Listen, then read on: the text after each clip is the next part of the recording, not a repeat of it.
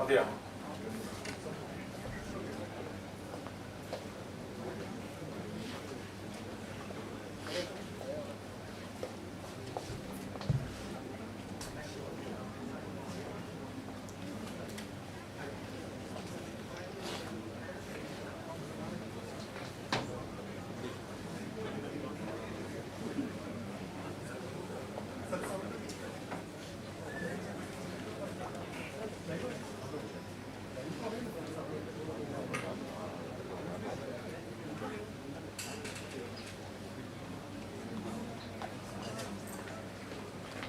Kerala High Court Advocates Association presents Continuous Legal Education Program 2022.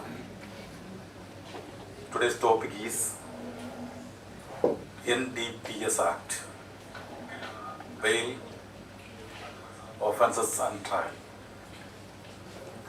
The class will be taken by Advocate Sasthamangalam Ajith Kumar. The program will start just now. All are invited to the hall.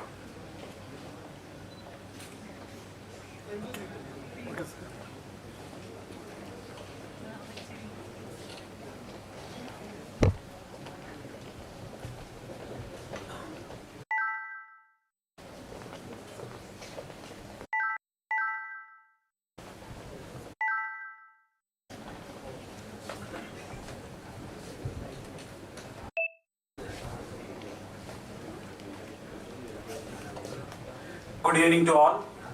We are about to start our session Learn from the Master series as part of our continuing legal education program. Today, as you all know, we have a very distinguished guest present with us to take a lecture on the topic NDPS Act, Bail, Offence and Trial. I would humbly request each of you to stand for a silent prayer.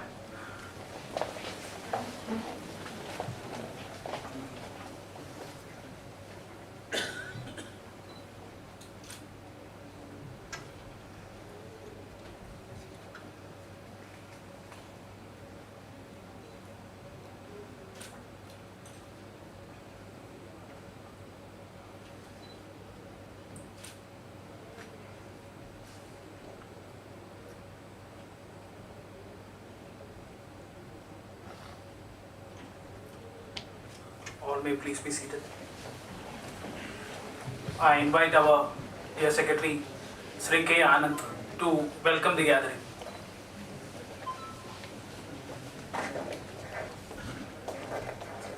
There are seats in the front row, so those who are standing at the back may kindly come to the front. Sudhin, please.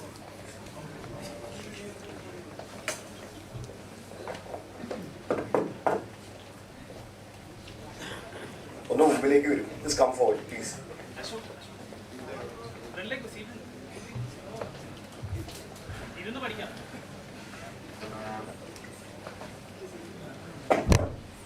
Good evening all. Our chief guest and speaker of the day, Advocate Sasthamangalam Ajith Kumar, Vice President Santosh Peter, Executive Committee Member Advocate Deepa V, Senior Advocates and friends. Today, the topic being presented as a part of continuing legal education program by the association is NDPS Act, Bail, Offences and Trial. I am extremely glad to say that our chief guest and speaker is Advocate Ajith Kumar, otherwise known as Sasthamangalam Ajith Kumar, who began his practice as a junior to Justice K.P. Menon. He shifted to Trivandrum and joined the chamber of Advocate Kotur Gopalakrishna Pillai. He was attached to the chambers of K.S. Govinathan Nair for 2 years and then he set up his own independent office. He has defended more than 300 murder trials, including Kevin murder case, Technopark dual murder case, gangster Aprani Krishnakumar murder case, and made remarkable success in the trial side. He is noted for his cross-examination skills, especially of post-mortem doctors.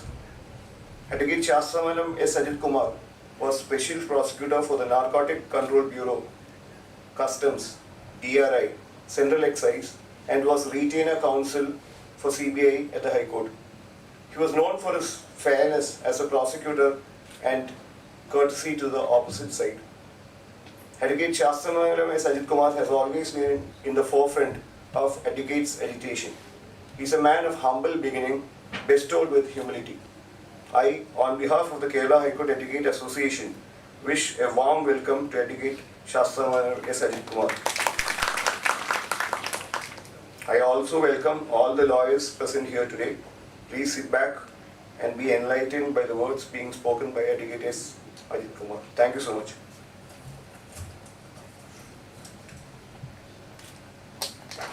Now I would like to invite Sasthamangalam Ajith Kumar sir to address the gathering.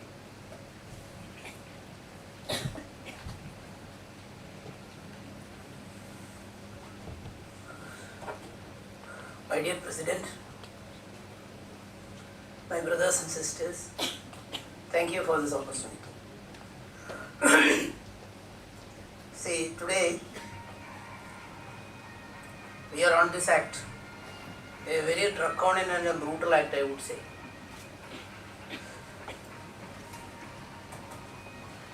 This is an act where there are reverse presumptions. And all the contemporary classical notions of criminal law have been set at naught, and we are at the mercy of the executive officers like the police. We means the accused who gets roped in such cases are at the mercy of the executive, that the notified officers under section 42, excise, narcotics, customs, etc. And therefore, this perhaps is one of the most notorious area where there is a number of persons, totally innocent persons, who are dumped into prison with voices that are unheard. And the role of a defense lawyer, I have experienced right from 1988 onwards, when Justice Basant was my sessions judge. I started in 1988 with the NDPS trials. NDPS Act, as you know, came in 1985, replacing the Drugs and Cosmetics Act, Opium Act, etc. A couple of legislations have been replaced, and with the modifications in sentence, etc. We'll come to that later. So right from that period, what I have experienced in the trial side is fit cases, placement cases, and there is no supervision at all. Now I will take you to the broad format of the Act. Now this Act was enacted in the year 1985 with a view to consolidate and amend the law relating to narcotic drugs to make stringent provisions for the control and regulation of operations relating to narcotic drugs and psychotropic substances, provide for the future property derived from or used in illicit traffic in narcotic drugs and psychotropic substances, to implement the provisions of the International Conventions on Narcotic Substances and for matters connected there. 1 to 3 chapter deal with definition and connected matters. Provisions in chapter 2 deal with the powers of the central government to take measures for preventing and combating abuse of and illicit traffic in narcotic drugs and to appoint authorities and officers to exercise powers under the Act. Provisions in chapter 3 deal with prohibition, control, regulation, cultivation, cocoa plant, opium, etc. and to regulate possession, transport, purchase and consumption of poppy stock, etc. Chapter 4 deals with various offences and penalties for contravention in relation to opium, poppy, cocoa plant, narcotic drugs and psychotropic substances and prescribes deterrent sentence. Provisions in chapter 5 deal with the procedures regarding the entry, arrest, search and seizure. Chapter 5A deals with the forfeiture of property derived from or use in the traffic of such drugs and substances. The provisions of this chapter 6 deal with miscellaneous matters. This what I have quoted is from 1994, year 1994, Supreme Court, 1872. This perhaps is the first decision of the Supreme Court. This is a division bench decision.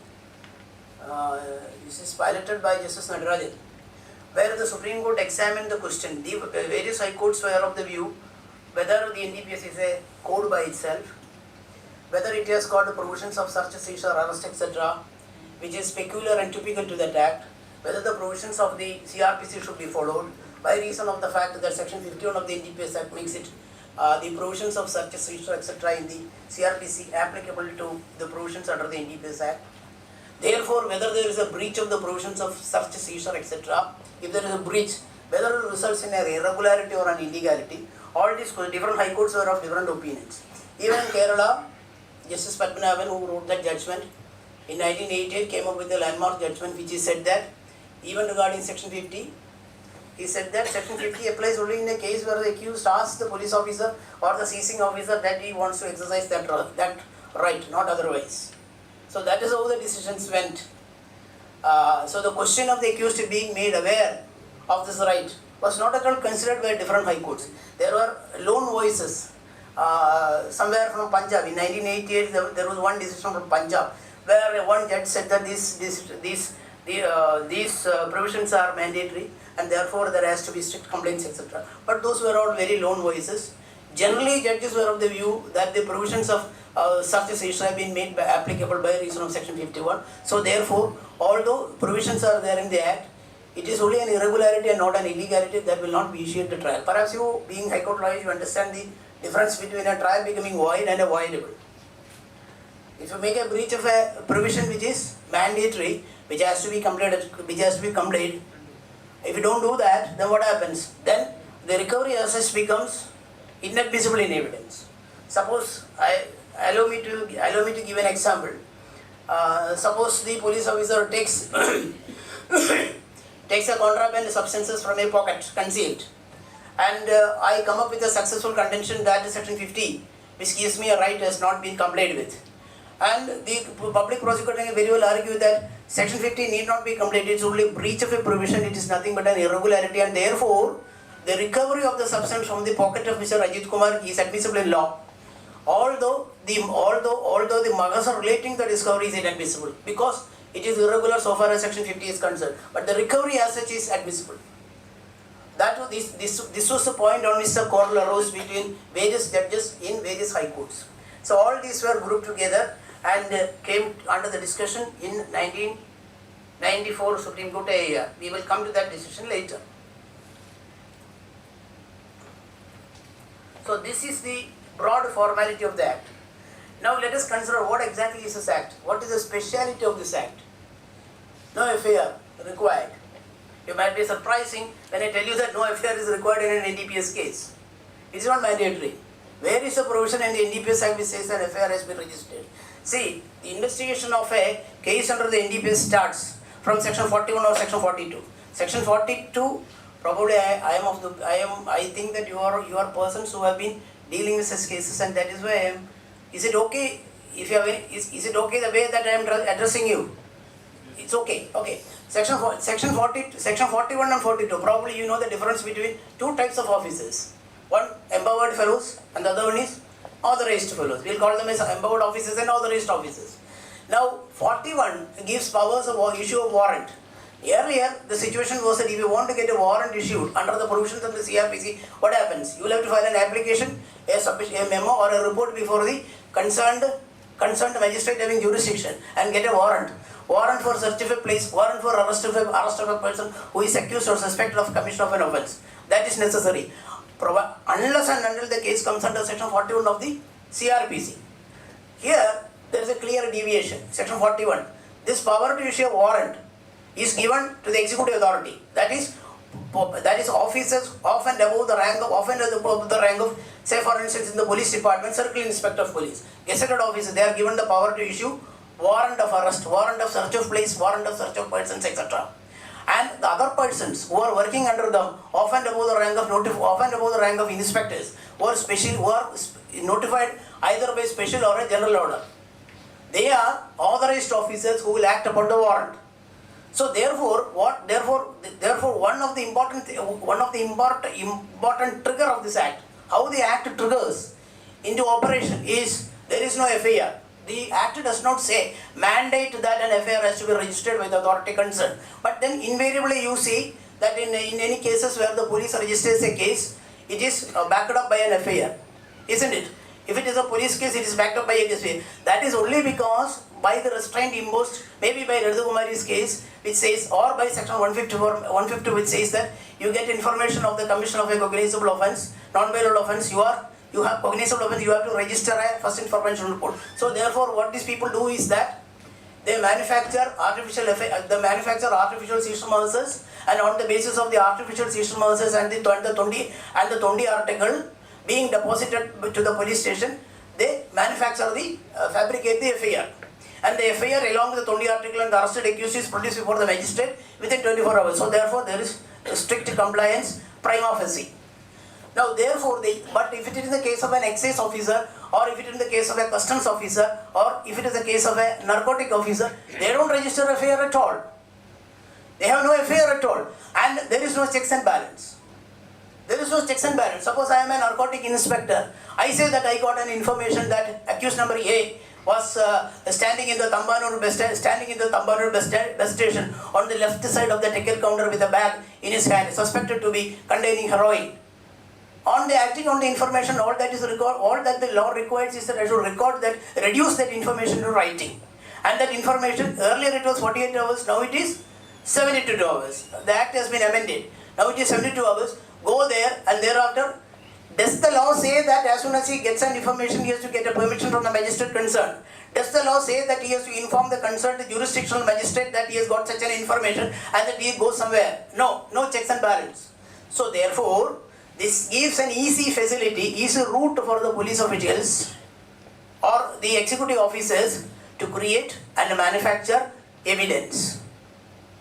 Now after the seizure merger, normally as you know, the accused is taken into illegal custody, and then thereafter they procure the drugs. Maybe the accused has some connection with the drugs. Maybe say 5 persons are arrested with the drugs. Say 130 kilograms of ganja is under seizure. Then what the police officer do is that, number of cases I have found. What the police officers do is that, say 20 grams of above is commercial quantity, 10 plus 20, between 10 and 20 is intermediate quantity, up to 10 it is small, up to 1 kilogram it is in a small quantity. So what the police officer do is that, if you want to fix the fellow for commercial quantity, put it under 20, put it under 20.5 grams. Put the magazine. There are 5 persons. 2 persons are picked up. 2 persons will become recovery witnesses. And the principal accused against whom you want to proceed, he will be put as a main accused. The 2 other witnesses will speak for you. Then the balance quantity is 130 minus 20 is 119.5. And 119.5 is siphoned to the black market for sale. And the police and the executive officer also takes part. My friends, probably you must have heard of a person by name Smart Vijay. Probably he after the ISRO case, he was shifted from the police department, and thereafter he took charge as the superintendent of the Narcotic Control Bureau Trivandrum. And there it so happened that because I was associated with him in that ISRO case, I got myself, he recommended my name, I got myself appointed as the special public prosecutor for trial of the NDPS cases there. One case came where one fellow was picked up from the Tambanur Satram, that is just opposite to the Tambanur bus station. It was started during the time when C.P. Ramaswamy was in power. And around 25 kilograms of ganja was under seizure. He was brought to the Narcotic Control Bureau office, and then he called me in the morning by around 6:30, 7 o'clock, and he said, Ajith, there is a very interesting recovery. See, we have arrested one fellow, and around 25 kilograms is in recovery. But then he says that this article is given to him by the NCB officers from Madurai. There was a huge recovery of ganja from NCB officer from Madurai. What they did was 5 kilogram was fixed upon one of the chosen accused, and they were put to the court. So that 5 kilogram means it is intermediate quantity, where bail can be granted despite the opposition of the prosecutor. Read section 37.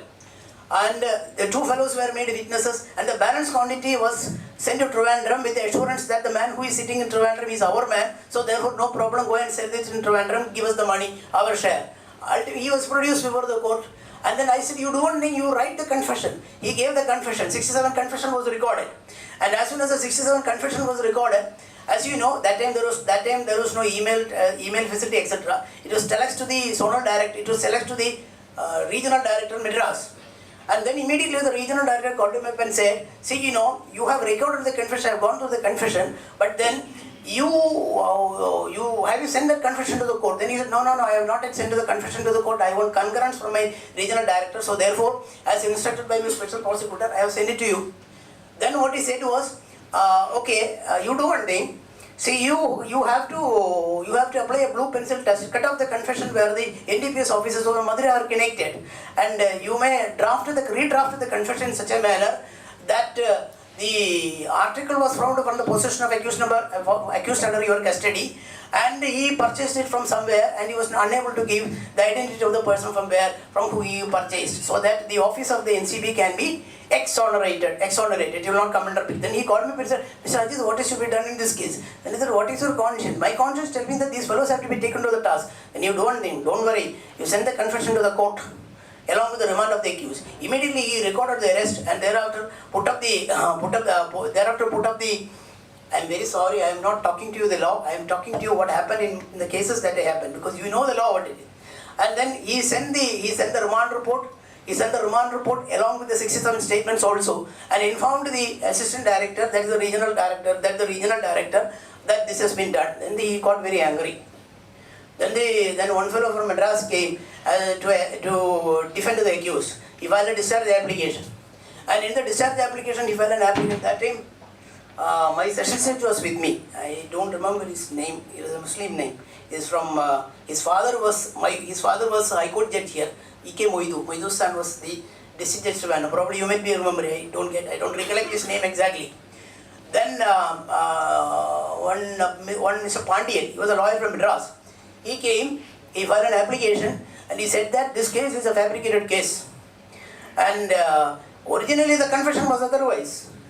And there was communication from the Narcotics Control Bureau officer to the regional office stating that this is not how the confession was. So therefore the records from the regional director may be called for, and the regional director may be put as a witness in this case. That is allowed. And the regional director himself came to the court. I still remember the day when the regional director came and landed in the airport Trivandrum. I was sitting in the office. He came to my office and he asked, why Mr. Ajith Kumar, you are not found in the airport? I said, why should I come to the airport? You have to come to the airport because you are my special prosecutor. So it's your duty to come to the airport. Obviously, he's an IPS officer. Jayalalitha was in power. And then I said, no, we don't have any habits. I am appointed by the government of India. My duty is only to appear before the court and plead your case. I will not come. Okay, then how are you going to deal with this case? Are you with the department's view, or are you with the stand with the Narcotics Control Bureau Superintendent? I said, obviously I am with the Narcotics Control Bureau Superintendent because that is a true case. What you are saying is the wrong case, is the false case. Then he came there. Then the judge understood that there is foul play there, and he understood that a game was going on. I still remember there was another prosecutor also in Trivandrum. I will not say the name. And what happened was, by 11 o'clock, one fax came in the Trivandrum Sheriff's Court stating that it is hereby informed that the special public prosecutor in charge of so and so number case is hereby removed, and this is appointed as a special public prosecutor who shall take charge immediately and shall appear in the case, especially in the discharge application pending before the Principal Sessions Court Trivandrum. Accordingly, that is produced before the court, and then the judge got a little bit difficult, and he said, "What is to be done, because there is an order removing you." Yes, I understand. But then my appointment order is by the government of India, not by the regional director. So regional director does not have the power to remove me. So therefore, this court should hear me, and then only they should hear me. That is correct. I stand with you. And then the case was heard, and the assistant director was put in the box. He was cross-examined, and the review and the discharge application was dismissed. Ultimately, that fellow went to jail. So I gave you this example just to say how the provisions of this act, it may appear to be, there is already, yesterday, pardon me sir, yesterday while I was arguing a case for suspension before Justice Alexander Thomas, don't think that I am taking up my case. I am just giving an example how things work out. I just asked for 20 days because my client's father, now my client is in jail. My client's father was afflicted with very serious liver cirrhosis, and he wanted to be at the side of his son during the operation. The Then his lordship said, no, very sorry, if all the accused who is undergoing life sentences in the central prison are going to come here and ask for remission, suspension of the sentence or interim bail for the purpose of standing with their mother, father, brother, etc. It's very difficult. This is not the duty of this court. That is what the government to do. You are a post-convict. Very sorry. Then he began telling me that, see, the court has already declared you to be a misfit in the society. You cannot come to the society. So if you come into the society, the problem is it will all result in so many other things. Then the principle of Dharma, etc. Then I said with great respect, I said, my lord, I may be given permission for a second.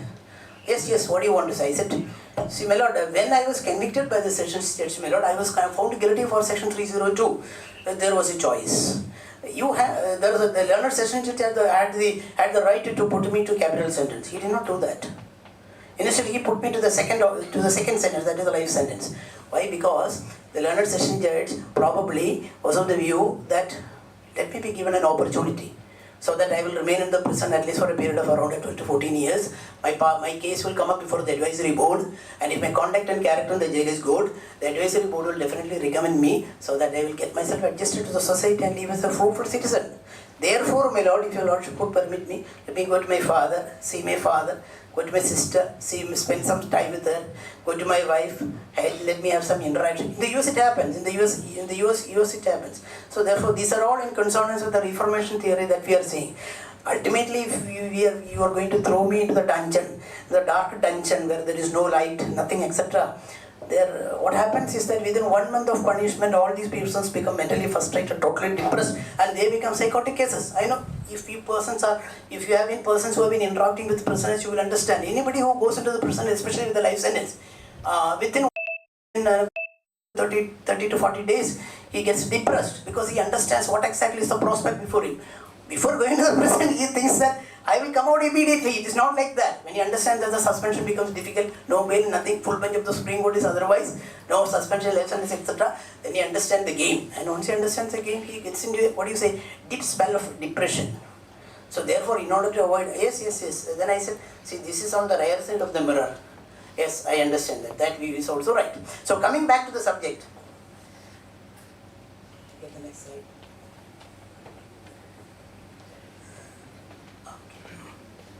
Okay. Very sorry. Okay, and now chapter 3. Let us be a little bit fast because all of you will have to reach home. Prohibition, control, regulation. Section 8 of this Act, etc. This provision, these are all general provisions. Prohibition, control.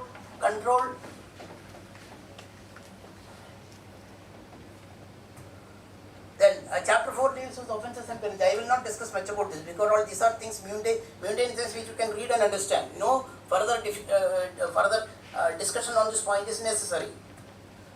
Then quantification.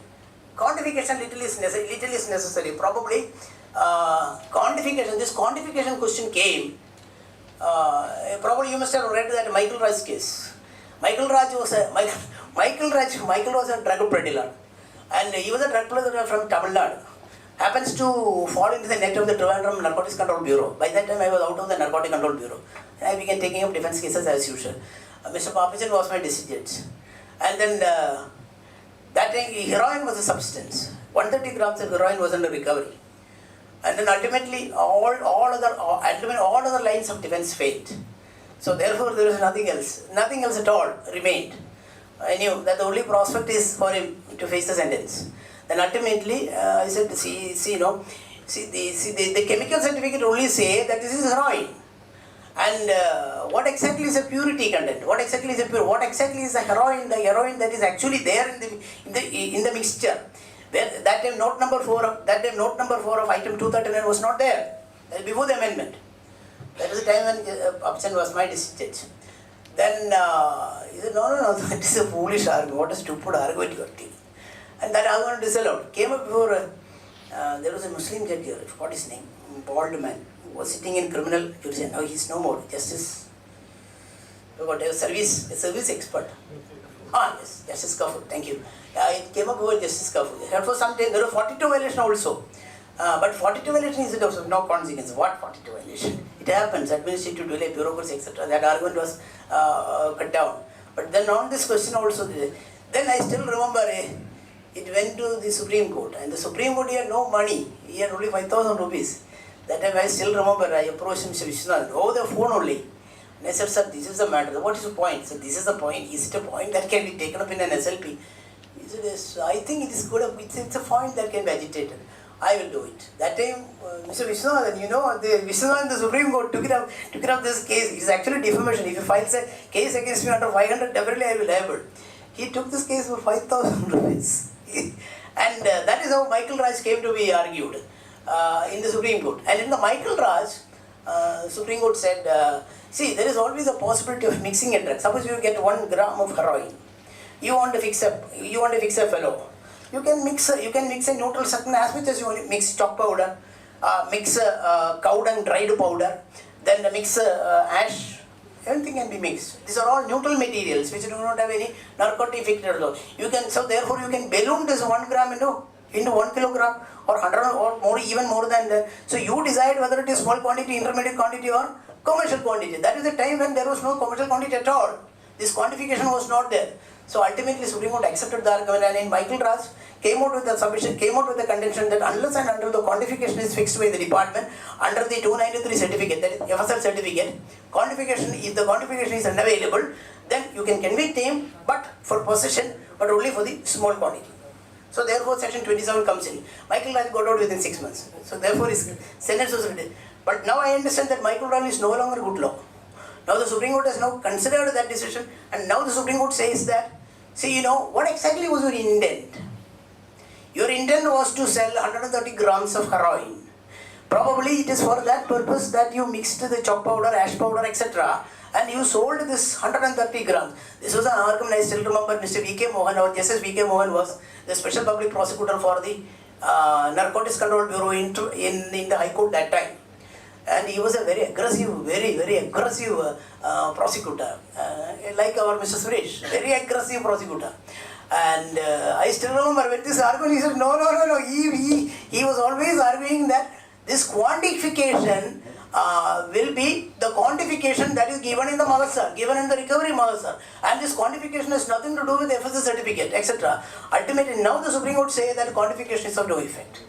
So therefore, if you have 1 gram and the Narcotic Control Bureau comes, bureau officer comes and said, നിങ്ങളുടെ പേര് അജിത് കുമാർ, നിങ്ങളുടെ അച്ഛൻ്റെ പേര് സുകുമാരൻ, നിങ്ങളുടെ അച്ഛൻ ഇപ്പോൾ ജീവിച്ചിരിപ്പില്ല, എന്നെ ഇപ്പോൾ വായിച്ചു കേട്ടിട്ടുള്ളത് NDPS ആക്ടിൻ്റെ വകുപ്പുകളാണ്. NDPS ആക്ട് പ്രകാരം കുറ്റങ്ങൾ വളരെ ഗൗരവമേറിയ കുറ്റങ്ങളാണെന്ന് എനിക്കറിയാം, ഈ കുറ്റങ്ങൾ ചെയ്യുന്നത് വളരെ ഗുരുതരമാണെന്ന് എനിക്കറിയാം. പക്ഷേ ഈ നിയമങ്ങളെല്ലാം പറഞ്ഞ് മനസ്സിലാക്കിയെങ്കിലും സാറിനോട് എനിക്ക് സത്യം പറഞ്ഞ് എൻ്റെ മനസ്സ് തുറന്ന് കാര്യങ്ങൾ പറയണമെന്ന് എനിക്ക് തോന്നുന്നു. അപ്പോൾ എനിക്ക് ഒരുപാട് മനസ്സിന് ഒരുപാട് ശാന്തത കിട്ടുന്നു തോന്നുന്നു.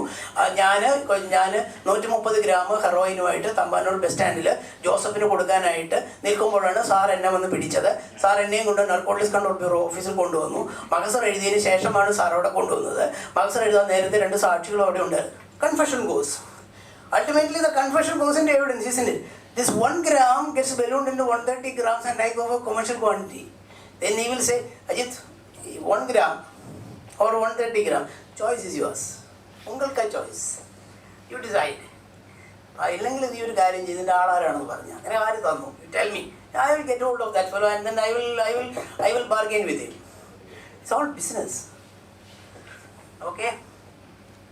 You do criminal law in the trial side for years together and you will speak like me. Very sorry if I offend you. Okay, so therefore from 1988 onwards, I think it is 1988 onwards, this amendment came. And now because of this amendment, you have quantification. But now what happens is now because of the Supreme Court judgment, latest Supreme Court judgment, see, a fiat is given to the executive officer. The fiat is, see, I still remember, pardon me, I still remember when Mr. Vijayan was a probationary sub-inspector in Pala. He gave me an example. Narayanamalla was a circle inspector. So therefore, he wanted to rope in two persons also in the crime. But then he phoned up and he said, "Hey, 34 ഇട്ടിട്ട് അമ്മ രണ്ടുപേരും കൂടെ ഫിറ്റി രണ്ടുപേരും കൂടെ പിടിച്ചു വെച്ച് മറ്റോ കുത്തിന്ന് 324 രണ്ടുപേരും കൂടെ പിടിച്ചു വെച്ച് മറ്റോ കുത്തിന്ന് എഴുതിയാൽ മോനെ." അപ്പോൾ പറഞ്ഞു, സാർ അങ്ങനെ തെളിവില്ല, അങ്ങനെ സാക്ഷിയോട് അങ്ങനെ പറഞ്ഞില്ല, അവ മാത്രം ഉണ്ട്, ഞാൻ പറഞ്ഞോളൂ ചെയ്താൽ മതി, അങ്ങനെ ചെയ്യും. അയ്യോ സാർ അതെനിക്ക് ബുദ്ധിമുട്ടാണ്, ഞാൻ ചെയ്യത്തില്ല സാറേ, രണ്ടുപേരും ഇല്ലാത്ത ആളല്ലേ. അപ്പോൾ ഒരു കാര്യം ചെയ്യും, നീ അതിനകത്ത് എഴുത്, ഈ കേസ് സർക്കിൾ ഇൻസ്പെക്ടർ അന്വേഷണം ഒന്ന് എഴുതും, ഞാൻ നോക്കിക്കോളാം. ഈ ടുക്കപ്പ് ഫയൽ എന്നിട്ട് 2 സാക്ഷി നോട്ട് എഴുതിയിട്ട് മനസ്സിലായില്ലേ, 261 സ്റ്റേറ്റ്മെന്റ് എടുത്തിട്ട് 600 കയറ്റി, case got convicted.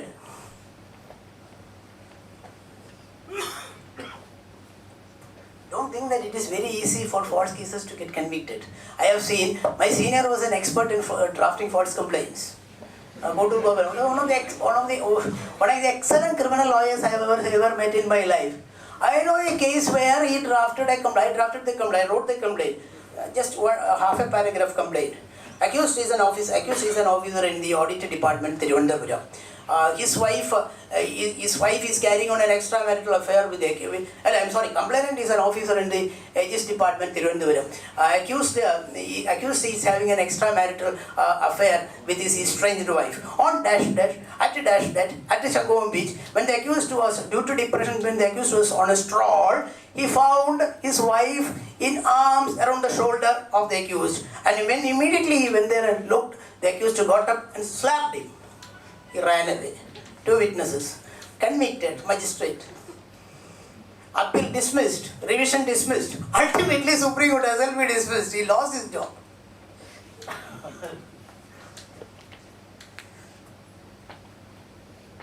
Okay.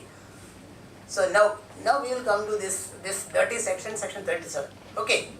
Now you are aware of what section 37 is, isn't it? See, what exactly is section? I'm not going to tell you what section 37 is, because you can read and understand what section 37 is. What does section 37 actually do in a case? You tell me, what does section 37 actually operate in a case?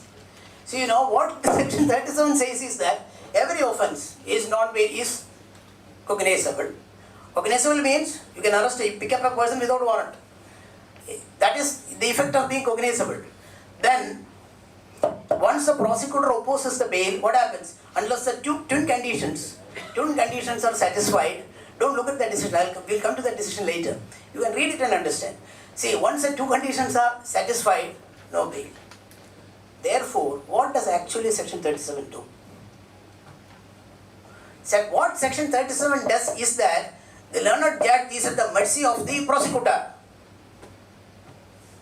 See, suppose you are the judge. I tell you that I give you the magasar. And I give you the magasar and tell you, look at the magasar. As per the magasar, the government, it is very clear that he does not have any role in this. Okay, Ajith Kumar, I will write a judgment for you. What are the 2 conditions? Prima facie not guilty. Okay. Then you will not repeat the offence while on jail. Okay. These are the 2 conditions that is to be satisfied. So the judge will have to say that prima facie you are not guilty. How can you say that prima facie you are not guilty when there is a 67 statement? See, you might be remembering. I know you might be pulling your sword and telling me that Mr. Ajith Kumar Tufan Singh is there. I agree. But then what does Tufan Singh say? It is inadmissible in evidence. Am I correct? It is inadmissible. 67 statement or 53A statement is inadmissible.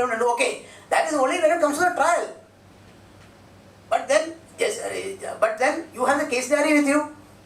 And who says, which law says that the case diary should not be looked into? One statement, one confession under section 25 evidence act sufficient. One statement under section 67 sufficient, which would show that prima facie you are guilty. Isn't it? You are in possession. You say that how the article came into the possession of the executive police officer. Then where is the point in saying that prima facie you are not guilty? Then the second one, what do you say? Something that is rebellious to the common sense. Who drafted this law? Just imagine. See, you are saying that. See, the allegation against me is that Ajith Kumar wasn't found in possession of 1 gram of heroin in front of our association canteen. And the president and the vice president are the witnesses in the Magasa. There is a straight recovery from me. Okay. Now, let us say that it is commercial quantity. You grant me bail, saying that prima facie I am not guilty. Okay, fine. What do you have to write next? That I will not commit offence in future. See, once you say that prima facie I am not guilty, then where is the question of committing an offence in future? There is no offence at all. Prima facie, when there is no offence against me, where is the question of committing a recommission of the offence? Offence itself is not there. Isn't it? It is something that is rebellious to the common sense to say that when I say that prima facie you are not guilty, I am also saying that don't do this again. It is rebellious to common sense. It is logically, what is it? It is logically correct. Logically correct. I will take it to one decision. Berlin Joseph versus State. He was my client. And it's very അത്യാവശ്യം ഉപകാരമുള്ള ആളായിരുന്നു. It was from Kunuri. Berlin Joseph alias Kunuri Devi versus State. Ultimately, he went on to narcotics. When narcotics came, he went on to narcotics because it was profitable. Got convicted in the Trivandrum court. And celebrated heaven has argued this case. You take the decision. It's a very beautiful decision. 1 minute, please.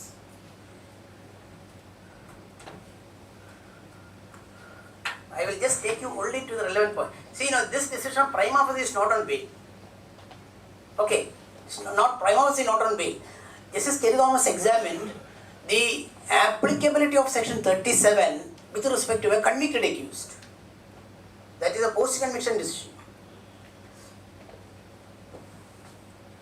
See, that is the first note. Section 32A, that is not there in the slide. Section 32A, 36, that is a power of High Court. Offence under Section 27. Power High Court can suspend the sentence of a convicted person either during the pendency of appeal or revision if and only if it's an offence coming under Section 27. In no other circumstance does the High Court have such power.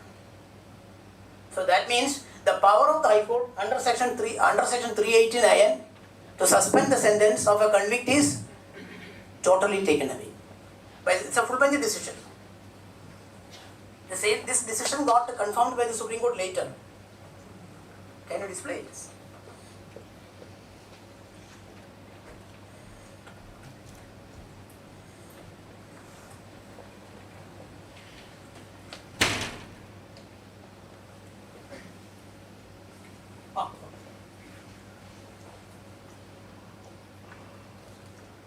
I will take you to a particular paragraph.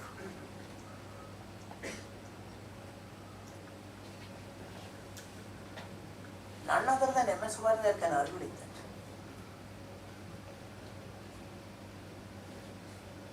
I'll give you an example why I said that. Way back in the 90s, when Mr. M.N.S. was at the peak of his practice, I used to come and go like a wanderer. So that time these blade companies, they were being chased by the police. And the crime branch fellow was after his client. Sasthamangalam was the judge hearing bail applications. Anticipatory bail application. 1 minute please. And, this is Israel had come up with the bail application where his client got bail orders from Madras, then Kannada High Court. He wanted bail order from the Kerala High Court also. And that time it was very huge, so therefore he was not in a position to stand up and argue. So sitting on the chair. And then Sasthamangalam in his indomitable style pulled up the speaker, left it. Yes, Mr. Ishwaraya, come on. You tell me the distinction between a regular bail and an anticipatory bail. So that full bench decision is there. But then being Ishwaraya, being the tallest man in the bar, he naturally is it. My lord, I am not here to teach my lordship as a difference. Your lordship is interested in the full bench decision, A 1980 Supreme Court, 1632, by Justice Father Chandrayud. Is there. Sasthamangalam, as you know, is rather dark in color. It went further dark. Got dismissed. After some 10 to 15 petitions, I still remember M.N.S. came. This is how he started. Not that you should imitate, I said. My lord, right now your lordship asked the difference between a regular bail and an anticipatory bail. I should be given the privilege to say what little I know about that. Yes, Mr. Sova, come on, tell me. That application was allowed. I saw it with my eyes.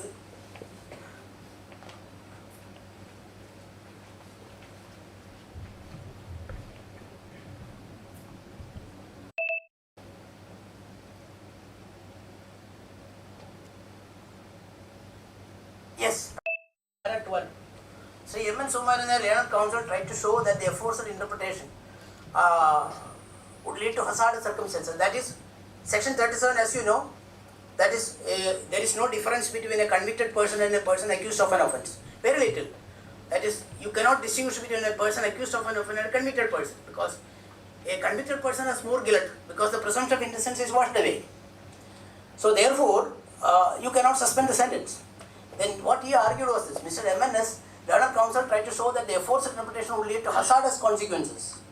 He cited one possibility like this: even under Section 37, bail can be granted in cases where the offence is punishable for a term less than 5 years. But if he is convicted for that offence, the sentence, which may be a short time imprisonment, let it be 1 year, cannot be suspended when his appeal is pending. For that, Justice K. Thomas has answered like this: we have to make a special note of a parenthetical clause in Section 32A, which reads this: the said words in parenthesis make it clear that a sentence passed for an offence under Section 27 can be suspended in exercise of power under Chapter 29 of the Code. Section 27 deals with punishments for relatively minor offences under the NDPS Act. In fact, a reading of the aforesaid parenthetical clause fortifies the interpretation. With great respect, how much of a little I am, I think Fatori Chairman is right. Am I correct?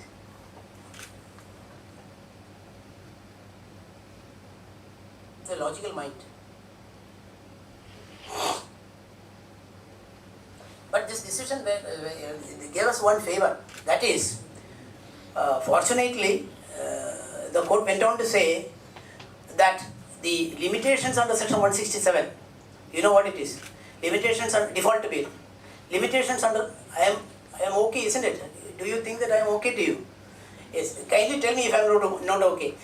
Limitations on bail under Section 167 override the provisions under Section 37. That is, if you go under jail, now these fellows are extended to 180 days. That time it was 90 days. Now what happens? If you are in jail for 180 days, what do?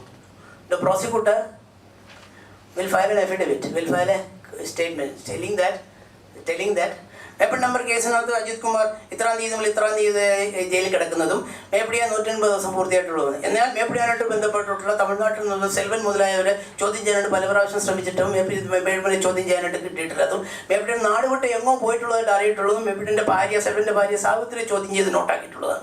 Again, unnecessary venditula, unnecessary code, Samia Mavishunda. Again, Bowman put a code that they won't die, maybe in the romanity, a bit. It will be allowed.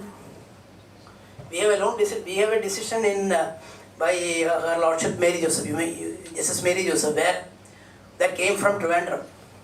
That is, petition was filed not by the public prosecutor but by the police officer. But then, unfortunately, we pointed out this defect. It has to be done. It has to be. See, it's not the. It's not the. See, we think that. Let us go to Section 37. I'm sorry, Section 36, where this jurisdiction of the special prosecutor has to be exercised. Just give me that.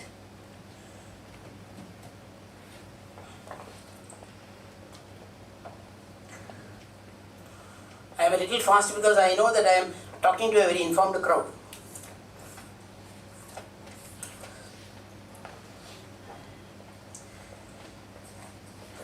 D. Yes.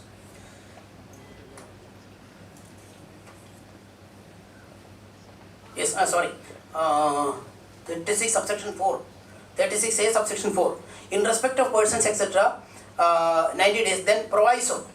It's not possible to complete investigation, etc., makes the special court on the report of the public prosecutor indicating the progress of the investigation specific and the specific reasons for the accused. Okay, I am asking you, who should write these reasons? Is it the police officer or is it the special PP? Invariably, in all the cases, it is the police who write. They say, Ajith Kumar Selvan Savitri that's all. And that is adopted by the special prosecutor. But the satisfaction, see, the role of the special public prosecutor in a remand extension is, to quote the words of Chinnaparadi, is dynamic. He is not a spokesman of the police. It is he must grab the CD and he must go into the CD, delve deep into that, swim into that, and understand whether it is necessary for further instruction, further extension. It is not a game. What happens now, with all great respect to my prosecutor friends, what happens now is, even I was a prosecutor, I have done prosecution in NDPS cases. I remember one very sad spectacle which happened where Selim Wilfred was defending the accused. Madam Selim Wilfred, my prosecutor, she was my prosecutor in my first murder trial. And this time she was for the defense, I was for the prosecution. 150 grams of pure quality heroin, 97% purity. I still remember the 293 certificate. Came up before this, Papajan sir മുമ്പിലായിരുന്നു. അപ്പം very handsome fellow, Amitabh Bachchan തോറ്റു. You know actually what happened? അയാൾ ബോംബെയിൽ was A very good businessman. നഷ്ടപ്പെട്ടു, എല്ലാം പോയി, flat, car എല്ലാം പോയി. സത്യം, പല്ലി ചോദിച്ചു, എവറിത്തിങ് ലോസ്റ്റ്. അപ്പോൾ രാവിലെ വീട്ടിൽ ഇരുന്ന ഭാര്യയോടായിട്ട് വഴക്കൂടുന്നുണ്ട്. What it does is, he comes out and goes and sits in the coffee house. And then one fellow came and met him and he said, ചുമ്മാ ഒന്ന് പരിചയപ്പെട്ടു, അങ്ങനെ പല ദിവസമായി, became friends. And then he said, will give you 10,000 rupees. You can restart the business. Tiruppur visa എടുത്തുകൊണ്ട് വന്നാൽ മതില്ല, restart the business. പക്ഷെ ഒരു കാര്യം ചെയ്താൽ മതി, ബോംബെ ഫ്ലൈറ്റ് ഉണ്ടല്ലോ, അത് ട്രിവാൻഡ്രത്ത് വരെ ഇൻ്റർനാഷണൽ ഫ്ലൈറ്റാണ്. ട്രിവാൻഡ്രത്ത് നിന്ന് ബോംബെക്ക് പോകുന്നത് ഡൊമസ്റ്റിക് ഫ്ലൈറ്റായിട്ടാണ് പോകുന്നത്. ഇത് നിങ്ങൾ ട്രിവാൻഡ്രത്ത് നിന്ന് കയറണം. ശരി, അറിയാലോ, നമ്മുടെ ഈ ബാത്റൂമില്ലേ, ബാത്റൂമിൻ്റെ ടോപ്പിന് എന്താ പറയുക, അതിൻ്റെ അടിയിൽ സാധനം ഒടിച്ച് വെച്ചിട്ടുണ്ട്. അപ്പോൾ customs got information, that was a customs case. Customs got information, DRA is well as picking up. അങ്ങനെ ഈ ബിക്കേം ആൻ അക്യൂസ്. അത് പോയി, അത് കിടിലം purity, 97% purity. See God forbid കേട്ടോ, എനിക്ക് എൻ്റെ ജീവിതം, എൻ്റെ പിള്ളേർക്ക് എൻ്റെ ഗുണം കിട്ടും, I am very sure. I still after the trial Pappachan സാറിന് അതിനകത്ത് നല്ല അടിക്കണമെന്നുണ്ടായിരുന്നു. He said, come on, you argue on the sentence. Yes. അപ്പോൾ ഇയാളുടെ ഇതിനു മുമ്പേ ഇയാളുടെ ഭാര്യ എൻ്റെ അടുത്ത് വന്നു. ആരോ പറഞ്ഞ് ഞാൻ പൈസ മേടിക്കുമെന്ന്. ഞാൻ പൈസ മേടിക്കും, അത് വേറെ കാര്യം. അപ്പോൾ അത് എൻ്റെ പ്രതിയുടെ ഒന്നും, അയാളെൻ്റെ പ്രതിയല്ലല്ലോ. അപ്പം ഞാൻ പറഞ്ഞു, അപ്പോൾ അയാളൊരു 16 പൈസ പോകണം. അപ്പോൾ ഞാൻ പറഞ്ഞു, മാഡം എനിക്ക് പണിയില്ല, നിങ്ങളൊരു കാര്യം ചെയ്യും, നിങ്ങൾ ഈ തിരുവനന്തപുരം മുഴുവൻ ഏജൻറ്റുമാരാണ്. അപ്പോൾ ഞാൻ ദൈവത്തോർത്ത് നിങ്ങൾ ഏജൻറ്റുമാരുടെ അടുത്തൊന്നും പോകരുത്, നിങ്ങൾ നേരെ സെലിം മാഡത്തിൻ്റെ അടുത്ത് നേരെ പോകണം. ഇങ്ങനെ ഇരിക്കും. I gave her the description. ഈ പൈസ അവരുടെ കൊടുക്കണം, എന്നിട്ട് അവരെ കൊണ്ട് നന്നായിട്ട് കേസ് നടത്താൻ പറയും. ഞാൻ ഈ കടലാസിലുള്ളത് ഞാൻ പറയും, അതിൻ്റെ അപ്പുറത്തോട്ട് എനിക്ക് പറയേണ്ട കാര്യമൊന്നും. Anyway case got convicted. അപ്പം സാർ എന്നോട് പറഞ്ഞു, you are gone the sentence. I said minimum sentence may be 10 വർഷം, അറിയാലോ, 1 year. അപ്പം then he said, why? Have you seen the 293 FSL certificate കണ്ടോ? ഞാൻ യെസ്. കണ്ടായിരുന്നോ? അത് ചുമ്മാ കാണാതെ പറയുകയാണ്. ഇല്ല, ഞാൻ കണ്ടു, 97% പ്യൂരിറ്റി ഉണ്ട്, കണ്ടായിരുന്നു. അപ്പോൾ ഈ സാധനം ഒറിജിനൽ സാധനമല്ലേ, അതിനാണോ നിങ്ങൾ ഈ മിനിമം സെൻറ്റൻസ് എന്ന് പറയുന്നത്? Still 10 years minimum sentence need be given. അപ്പോൾ പുള്ളി എന്നെ ഇങ്ങനെ നോക്കി, കൊള്ളാം, കാശൊക്കെ മേടിച്ചിട്ടിരിക്കുകയല്ലേ, അത് കൊള്ളാം, ആവശ്യക്കാരാണ്, can you give it in writing? Challenge അല്ലേ? Yes, I can. അടുത്തതായി Sasthamangalam suggested special public prosecutor for the NCP.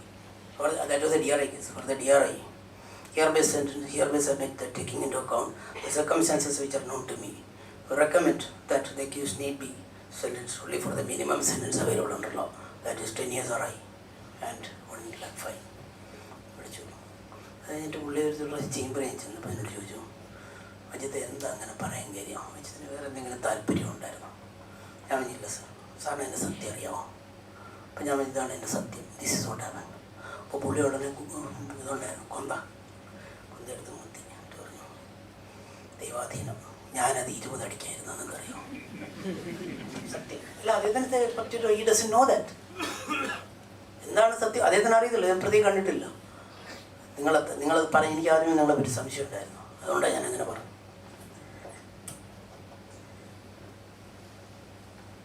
You were on 167.2, you may remember now.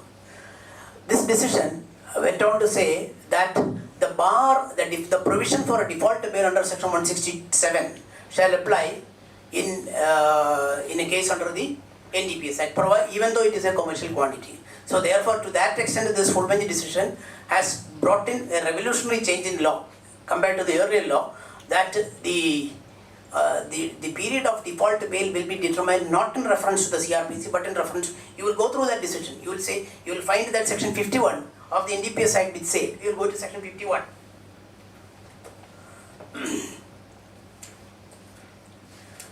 One minute, section 51.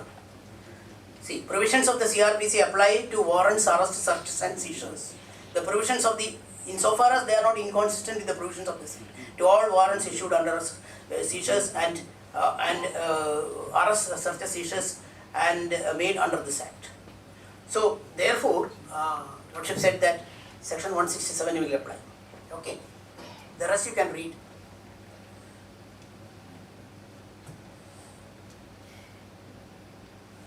I will go into that slide. Okay, this one.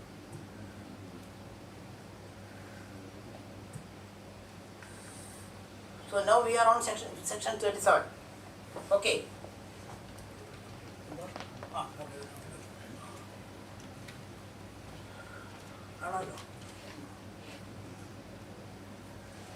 So now the point is, see, it is like the principle of res ipsa luctor. You know what it is? In accident cases, we generally go to the Magasar, and the Magasar will tell us, 1979 Supreme Court, the Magasar will tell us how the accident took place. And therefore, every lawyer who cross-examines an accident case first looks upon the Magasar, and he will take the defense accordingly. You know that, isn't it? Spot Magasar, Magasar of the place where the accident took place. Similar is the principle with respect to an NDPS case. NDPS case, the most important document, the first document that is generated by the police, especially in a case where there is no 42 information. 42 information, as you know, is post-investigation. The first document that is generated in the case is the Magasar. Okay. Now, so therefore, you have to focus your attack on the Magasar. I will take you to a typical Magasar. 5 minutes. Okay. No, I can. See, this is a case of a direct seizure. Okay. Allow me to read it very fast. In the ദിവസം so 5 ഞാൻ police സ്റ്റേഷനിൽ കൃത്യം ജോലി ചെയ്തുകൊണ്ടിരിക്കെ just making a fast reading just to get your facts. രാവിലെ 8:10 മണിയോടെ പേര് വെളിപ്പെടുത്താൻ വിസമ്മതിച്ച ഒരാൾ. So it's vague information. ഒരാൾ സ്റ്റേഷൻ വക ഫോണിൽ വിളിച്ച് നോ നമ്പർ വിളിച്ച് ഉദ്ദേശം 25 പ്രായമുള്ള വെളുത്ത പൊക്കമുള്ള താടി വെച്ച് നീല ജീൻസ് പാൻറ് കറുപ്പും പുള്ളിയും കൂടെ ഫുൾ കെ ഷർട്ടും ധരിച്ച ഒരാൾ പേട്ട റെയിൽവേ സ്റ്റേഷൻ ആശുപത്രിയുടെ സമീപത്തായി കയ്യിലൊരു പ്ലാസ്റ്റിക് കവറിനുള്ളിൽ മയക്കുമരുന്ന് നിൽക്കുന്നതായി അറിയിക്കാൻ ഞാൻ മേപ്പടി വിവരം മഞ്ചൂർ പോലീസ് സ്റ്റേഷൻ ഇൻസ്പെക്ടർ സ്വയൻസോ രേഖാമൂലം അറിയിച്ച് 42 അറിയിച്ച് വിവരം ജിഡിയിൽ രേഖപ്പെടുത്തി തത്സമയ സ്റ്റേഷനിൽ അതിലുണ്ട് സ്വയൻസോ പോലീസുകാരും ടീമുമായിട്ട് വാഹനത്തിൽ ഇൻവെസ്റ്റിഗേഷൻ കിറ്റുമായിട്ട് സ്റ്റേഷൻ തിരിച്ച് പിന്നെ സ്ഥലത്തെത്തി. ഓക്കെ, സ്ഥലത്തെത്തി ആളെ കണ്ട് പോലീസ് വാഹനം നിർത്തി പാർട്ടി മേഡിനെ സമീപിച്ച സമയം മേപ്പിടെ പരിഭ്രമത്തോടെ like you have it in PC Act post trap cases പരിഭ്രമം. Supreme Court says that as soon as the money is under receipt, then there is the paribrama. And the paribrama now the Supreme Court says is corroboration. ആരാ പരിഭ്രമിക്കാത്ത vigilance ഡിവൈഎസ്പിയും party വന്നിച്ച് രണ്ട് കൈ ഇങ്ങനെ പിടിച്ച് ചിന്തിക്കുന്നു അവിടെ പരിഭ്രമം. Okay, police വാഹനം നിർത്തി പരിഭ്രമം അവിടെ നിന്നും പെട്ടെന്ന് പോകാൻ ശ്രമിക്കുന്നുണ്ട്. ഞാനും പാർട്ടിയും തടഞ്ഞ് ഇവിടെ പേരും വിലാസം ചോദിച്ച് സ്വയംസോ എന്ന് പറഞ്ഞ് ഞാൻ സബ് ഇൻസ്പെക്ടർ ആണെന്നും ഇന്ന സ്ഥലത്തെ സബ് ഇൻസ്പെക്ടർ ആണെന്നും നിങ്ങളുടെ കൈവശം മയക്കുമരുന്നുണ്ടെന്ന വിവരത്തിൻ്റെ അടിസ്ഥാനത്തിൽ വന്നതാണെന്നും പാസിംഗ് ഔട്ട് ഇൻഫർമേഷൻ വന്നാണ്. നിങ്ങളുടെ കൈവശമുള്ള സ്വയംസോ കവറിനുള്ളിൽ എന്താണെന്ന് ചോദിച്ചോ മറിയോട് പറയാതെ പരിഭ്രമിച്ച് നിൽക്കിയാൽ നിങ്ങൾ ദേഹപരിശോധന നടത്തേണ്ടത് ഇത് ടിപ്പിക്കൽ മഹസർ. ദേഹപരിശോധന നടത്താൻ അത്യാവശ്യമാണെന്നും അതിലേക്ക് ഏതെങ്കിലും മജിസ്ട്രേറ്റിൻ്റെയോ ഗസറ്റ് ഉദ്യോഗസ്ഥൻ്റെയോ state of Rajasthan versus Paramanand, you must have read that judgment അല്ലേ? Partial compliance not okay to have after Jadeja's case 1999 supreme full bench decision. Please read that കേട്ടോ. 94 AR 1994 supreme court 1872 94 99 Baldev Singh 1994 1999 Then you have 2011, Jadeja. You move the full bench decision, you will become a master in NDPS. Right from Natarajan's decision. Okay. അയാൾ പറയുക, ഞാൻ ഉടൻ തന്നെ വിവരം Thiruvananthapuram excise enforcement and anti narcotic special squad circle inspector Vinod Kumar രേഖ reach പോലീസുകാരെ വഴി രേഖാമൂലം അറിയിച്ച് 9 സ്ഥലത്തെത്തി. മേപ്പടി പോലീസ് ഞാൻ ഗസറ്റഡ് ഉദ്യോഗസ്ഥനാണെന്ന് സർക്കിൾ ഇൻസ്പെക്ടറാണെന്ന് ദേവപരിശോധന സാന്നിധ്യം ആവശ്യപ്പെട്ടുകൊണ്ട് വന്നതാണെന്നും എന്നെ മേപ്പടി എന്നോട് സാക്ഷിയോടും പറഞ്ഞ് മനസ്സിലാക്കി. ഇൻസ്പെക്ടർ എൻ്റെയും സാക്ഷിയോടും ദേവപരിശോധന നടത്തി. ആര് വന്ന സാർ മയക്കുമരുന്ന് ഇനത്തിൽപ്പെട്ട, ദാറ്റ് ഇസ് കറക്റ്റ്, മയക്കുമരുന്ന് ഇനത്തിൽപ്പെട്ട ഒന്നും തന്നെ ഞങ്ങളുടെ കൈവശമില്ല എന്ന് ഉറപ്പ് വരുത്തി മേപ്പടിയാൻ്റെ പ്രതി സ്വയം സമ്മതപത്രം വാങ്ങിയ ശേഷം മേപ്പടിയാൻ്റെ ദേവപരിശോധന നടത്തി. മേപ്പടിയാൻ ഷർട്ടിൻ്റെ പോക്കറ്റിൽ കാണപ്പെട്ട സ്വയംസോ മറ്റും എടുത്ത്, അതായത് ആപ്പിൾ കമ്പനി മൊബൈല്, പിന്നെ അയാളുടെ ATM കാർഡ്, ആധാർ കാർഡ് മുതലായ കാര്യങ്ങളെല്ലാം എടുത്ത് ശേഷം അയാളുടെ ബാഗിലുള്ള സാധനം, അയാളുടെ കൈവശിരുന്ന ബാഗ് പരിശോധിച്ച ബാഗിൽ നിന്നും 250 ഗ്രാം MDMA പിടിച്ചു. This is the master. How will you cross-examine this witness? This is a real issue. How will you cross-examine? What are the points of attack? You are a trial lawyer. You are given the chance to. You are asked by the defense, by the accused, to cross-examine this witness, this police officer. What are the points of attack? Prosecutor കൃത്യമായിട്ട് പഠിപ്പിച്ചാൽ തലേദിവസം രാത്രി ഇരുന്ന് CD മുഴുവൻ കാണാൻ പഠിച്ചുകൊണ്ട് വരും. Which will be the point of attack? See, just by looking at this mother, sir, what does this mother say? It's a case of a spot recovery on information. Okay? Spot recovery on information. So section 42 applies. 42 complied. 42 complied. Then 42 complied. Then what happens? Then the police officer goes there. Then what is the information? What is the information is that this fellow will be there with a bag in his hand. Okay, that is the information. You saw that information, no? You will read again. See, കയ്യിൽ ഒരു plastic കവറിനുള്ളിൽ മയക്കുമരുന്ന് നിൽക്കുന്നതിനാൽ. So where is the article concealed? Inside a bag in the hand of the accused. Starting from Jadeja, what do we understand? Section 15 not applicable. Okay. Then what happens? As soon as he goes there, first 42 information he understands that body search not necessary. Okay, not necessary. Then he goes there with the police party, probably with the investigation kit, packed in the jeep. He goes there, and as soon as he reaches there, what he does? He gives him an offer under section 50. What does it show? Is the search according to law or not according to law? Pardon me, with the limited legal knowledge that I have, I am on a subject which is untrammeled by any decisions on this point. Where you are backed up by a specific information that the accused is holding a bag which containing narcotic drugs, where is the point of conducting a body search? If you do that, what does it indicate? It indicates that your case is a false case. You are trying to introduce an independent witness. അതിന് വേണ്ടിയിട്ടില്ല excise circle inspector വിളിച്ചു വരുത്തിയത്. Why you want the excise circle inspector, as you know, he is not there. നിങ്ങൾ 3 ദിവസം മുമ്പേ അവനെ ബാംഗ്ലൂരിൽ നിന്ന് പൊക്കി, സാധനോട്ട് പൊക്കി, പോലീസ് സ്റ്റേഷനിൽ കൊണ്ടുവന്നു. ഗരുഡൻ തൂക്കം നടത്തി. ഗരുഡൻ നടത്തിയിട്ട് അവന് പിറ്റേ ദിവസം അവന് റമ്മും ബറോട്ടയും വാങ്ങിച്ചു കൊടുത്ത്, 2 ബറോട്ടയും ബുഹാരി ഹോട്ടലിൽ നിന്ന് ബീഫും വാങ്ങിച്ചു കൊടുത്തിട്ട് അവനെ നല്ല സൂപ്പറാക്കി. മറ്റേ കോട്ടയ്ക്കലിൽ നിന്ന് ധന്വന്തരി തൈലവും വാങ്ങിച്ചുകൊണ്ട് തൊടയിലൊക്കെ ഇട്ട് തിരുമ്മി അവന് നല്ല സ്മാർട്ടായിട്ട് നിർത്തിയിരിക്കുകയാണ് കോടതി കൊണ്ടുപോകാനായിട്ട്. ശരിയല്ലേ? This is the real state of affairs. This actually happened. This is actually what is happening. Then you know that, see, section 42 you get an information. As soon as per the information you are proceeding to the spot. And when you proceed to the spot, you identify the person standing there. Okay, and he is having a bag with him. You know that it contains narcotic drugs. You don't know what substance it is, but you know that it contains narcotic drugs. Why should you go and tell him? You hold that. Let me bring another officer. വിശ്വസിക്കാവുന്ന സാധാരണ അരിയാഹാരം കഴിക്കുന്ന ആർക്കെങ്കിലും, രാഷ്ട്രീയക്കാർ പറയുന്നില്ല, അരിയാഹാരം കഴിക്കുന്ന ആർക്കെങ്കിലും വിശ്വസിക്കാവുന്ന കഥയാണോ ഇത്? അല്ല. So therefore the point of attack should be that you should cross-examine and grill him as to why he opted for section 50, although he knew that section 50 is not attracted to the facts of the case. His master is different, his information is different. He has been given what is the warrant that is given to him? The warrant that is given by the officer under 41(2) is to recover the bag under possession. Am I correct? There is a question of a body search. Body search takes place under the BSR. As soon as you are put under lockup, then shirt, munda kamati, namade jetty nirthittu BSR edukku. In the police station. I have been in the police station. Kadannittundu. Adondu enikku that is how the BSR is done. Body search register, then it will be included in the body search register. If you do section 51 search, then you will have to list out the articles that have been recovered. When? List of articles that have been recovered, and a copy thereof should be given, signed by the accused therein, by the arrested person. And the body section 51 search comes only after arrest of the person. Basic law. Without arrest, you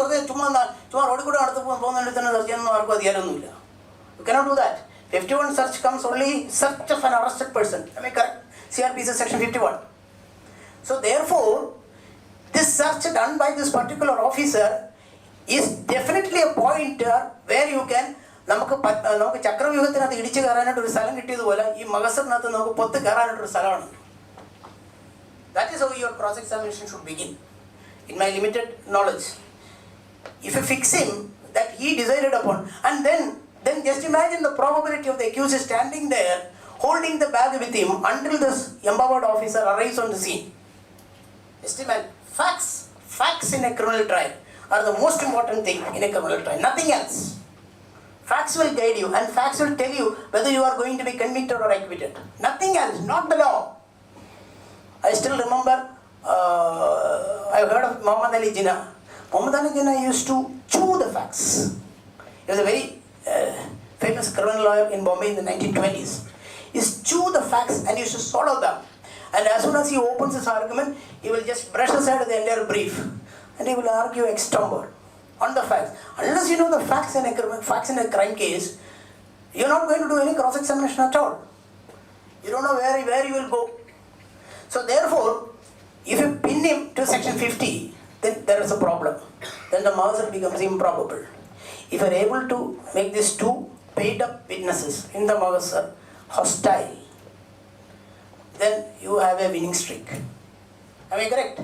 You have a winning streak. By the latest decision of the Supreme Court, that is Sanjay Daud's case, latest Supreme Court report on the KHCAA, where the Supreme Court has said that once the independent witnesses turn hostile, then what the judges do is, because witness turns hostile, there is a provision in the Act, Evidence Act, section 150, just give me the CRPC, there is a provision, amended provision. What happens when a witness turns hostile? The evidence of a hostile witness is not to be brushed aside, totally taken out of the board, out of the table. But then it will be taken in conjunction with other evidence. So therefore, a hostile witness is a worthy witness. He is not a witness who has to be thrown away. He is a very important person in the trial. Who is the most important person in a criminal trial? Who? Is it the prosecutor? Is it the judge? Is it the defense lawyer? Is it the witness? Who is the most important person in a criminal trial? The most important person in a criminal trial, the most privileged VIP in a criminal trial, is the accused. Am I correct? If there is no accused, there is no prosecutor, there is no judge, there is no court, there is no judgment. Am I correct? Everything revolves under him. He is a son, and all others are eclipsed by him. We are actually determining, we are actually focusing on the different aspects of the facts which he allegedly did. Probably then we take it to the touchstone of common sense, and then only we decide. One friend is looking at the watch. I'll wind up. Then 150 breaks. 150 breaks. There is one lone judgment which I came across. If I go on starting to take you to all these judgments,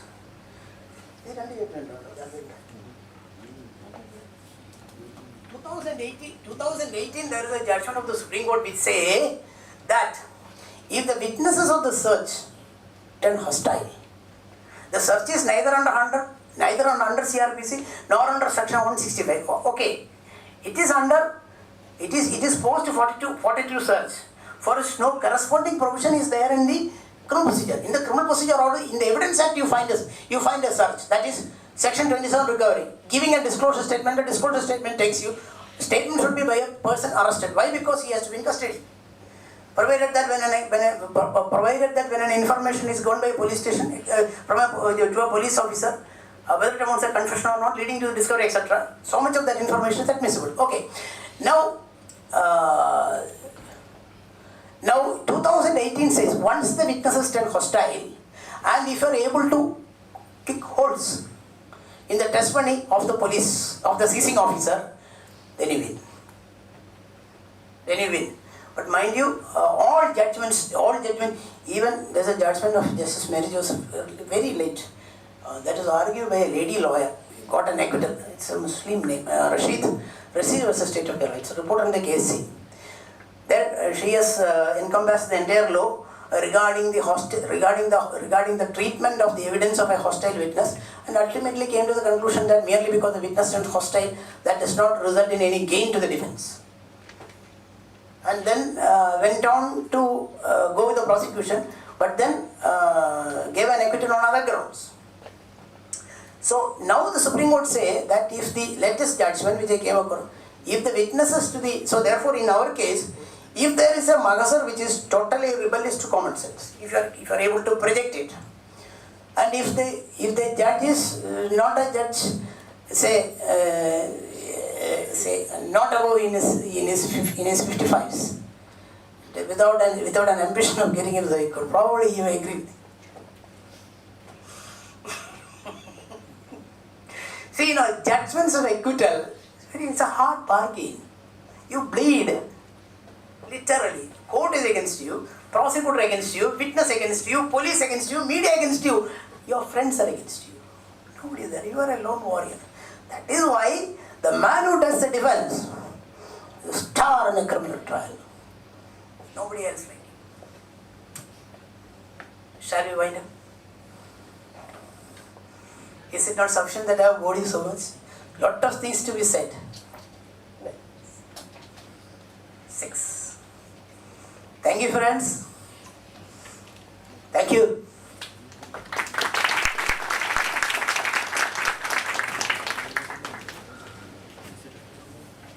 Thank you, sir. Thank you for the wonderful lecture. And now to the interactive session. If any of you have any questions to ask to sir, please, you may come forward.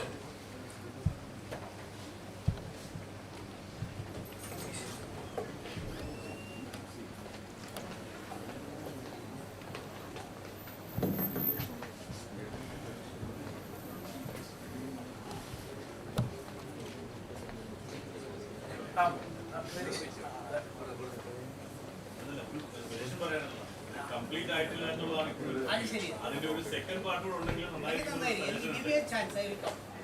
അപ്പൊ അതുകൂടി ഒന്ന് പരിഗണിക്കണം.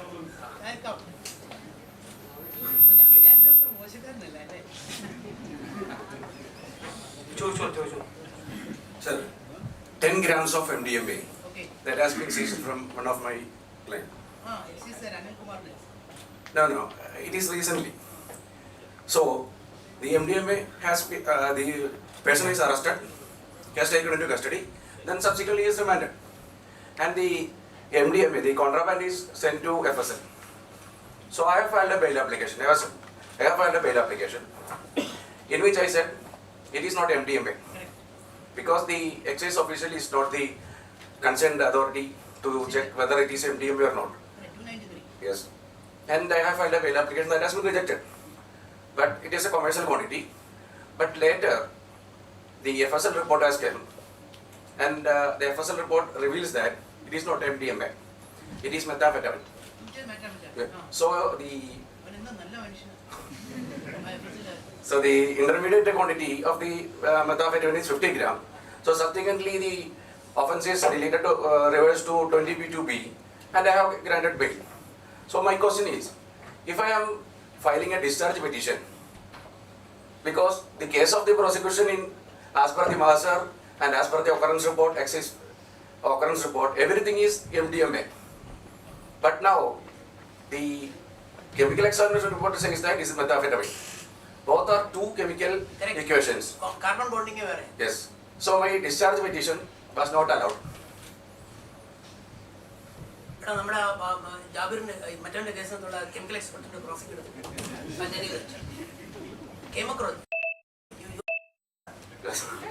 എന്താ because the FSL expert has been very grateful to you to say that it is ഒരിക്കലും അവർ പറയാത്ത കാര്യം. What will you do? 293 certificate conclusive പ്രൂഫാ. Section പറയുന്നത് എന്നാ ചെയ്യണമെന്ന് വെച്ച് കഴിഞ്ഞാൽ നിങ്ങൾ പ്രോസിക്യൂട്ടർ ആണെങ്കിൽ നിങ്ങൾ സാധനം കൊണ്ടുവന്ന് കൊടുത്ത് അതിലേക്ക് ഇതാ സർട്ടിഫിക്കറ്റ് ഉണ്ടെന്ന് പറഞ്ഞാൽ മതി. എനിക്ക് ചലഞ്ച് ചെയ്യണമെങ്കിൽ 293 പറയാൻ ഞാൻ മറ്റവനെ വിളിക്കണം. മറ്റവനെ വിളിച്ചിട്ട് ആ പോയിന്റിൽ മാത്രമേ ക്രോസ് ചെയ്യാൻ പറ്റുള്ളൂ. ജസ്റ്റ് PW9 മൊഴിയും എടുത്ത്. So my question is, can I file a discharge petition because their case is MDMA and you can. You will go for methamphetamine and you will be convicted for that. വേണ്ട ഇതിനകത്തുള്ള ഇത് ടപ്പെന്ന് വായിച്ചോട്ടെ. 293 സർട്ടിഫിക്കറ്റാണ്. ഇത് MDMA കേസാണ്. ഇത് 250 ഗ്രാമിൻ്റെ. ഇത് വായിക്കാൻ പറ്റുന്ന ഒരു ഫർദർ ചീഫ്. ഇതിനകത്ത് ഇവനെ ശിക്ഷിച്ചു, ലോവർ കോടതി ശിക്ഷിച്ചു. നമ്മൾ കാർബൺ ബോണ്ടിങ് ചാലഞ്ച് ചെയ്തു. കാർബൺ ബോണ്ടിങ് പക്ഷേ എന്നാ പറ്റി 293 പ്രകാരം he gave A certificate stating that it is MDMA. പക്ഷേ MDMAയുടെ കാർബൺ ബോണ്ടിങ് അല്ലേ, കാർബൺ സ്ട്രക്ചർ അല്ലേ ഇതിൻ്റെ അടുത്ത്. then I asked him, you write the chemical formation of MDMA and you write the chemical formation of methamphetamine. ഈ മെത്തഫെറ്റമിൻ്റെ MDMAയുടെ chemical formation വല്ല complicated ആണ്. അപ്പം ഇവനെ എഴുതി നോക്കിയിട്ടുണ്ടാവുമല്ലോ. അപ്പം ഇവനെ എഴുതിയപ്പോഴത്തേക്ക് വ്യത്യാസം വന്നു. അപ്പോൾ കാർബൺ ബോണ്ടിങ്ങിൻ്റെ ക്വസ്റ്റ്യൻ വന്നു. അപ്പോൾ കാർബൺ ബോണ്ടിങ് പ്രകാരം ഒരിക്കലും വരത്തില്ല. Then it came up before Justice Narayan Bishari സാറിൻ്റെ അടുത്ത് വന്നു. this matter was he remanded the case. ജാമ്യം തന്നില്ല. remanded the case and then allowed me to recall PW9 the chemist and then PW9 was recalled and he was cross examined. ഞാൻ ഒന്ന് ആ point മാത്രം ഒന്ന് വായിച്ചോട്ടെ.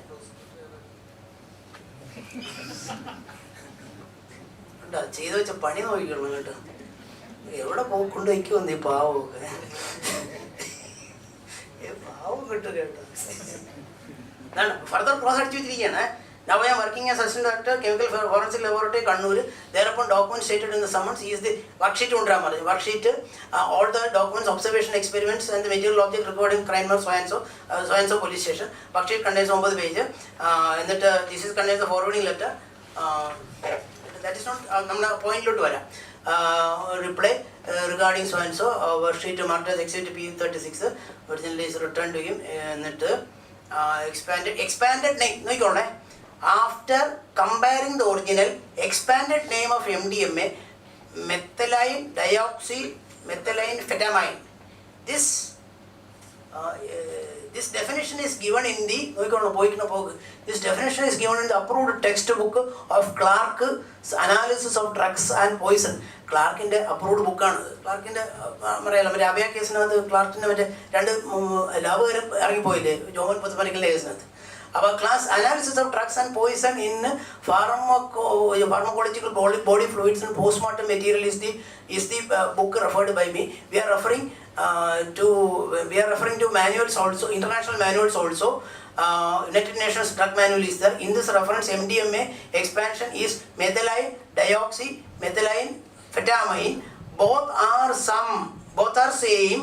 While typing in MS Word instead of P4 in MDMA, it is auto corrected as F. നിങ്ങൾ പറഞ്ഞ സാധനം തന്നെ. It is a non-proprietary name. Chemical name of MDMA is plus minus so and so and the chemical formation. As a matter of practice, this elaborated scientific chemical names and chemical structure, including the carbon bonding, are not mentioned in our in the carbon bonding. Chemistry carbon bonding is saanam marthille. So my question is, why should I answerable for which it is not being seized from my hand? You are answerable because unless 293 conclusive proof അല്ലേ നമ്മൾ എന്നാ ചെയ്യും? നമുക്കത് challenge ചെയ്യാൻ പറ്റത്തില്ല. Conclusive proof എന്ന് പറയുന്നത് 293. ഇപ്പം എല്ലാവരും 293 പറയാൻ വരും. നേരത്തെ മറ്റോ വരത്തില്ലേ ഇപ്പോൾ പോലീസുകാരൻ്റെ FSL റിപ്പോർട്ടിനകത്ത് വരുന്നതിനും വരും. മറ്റേ DGPയുടെ അത് വരത്തില്ല എന്ന് പറഞ്ഞ ജഡ്ജ്മെൻറ്റ് ഉണ്ടായിരുന്നു.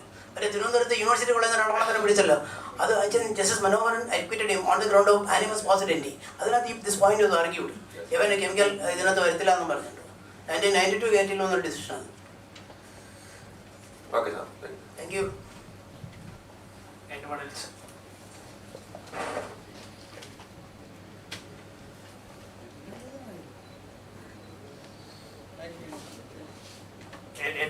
Any of you have any questions? Michael.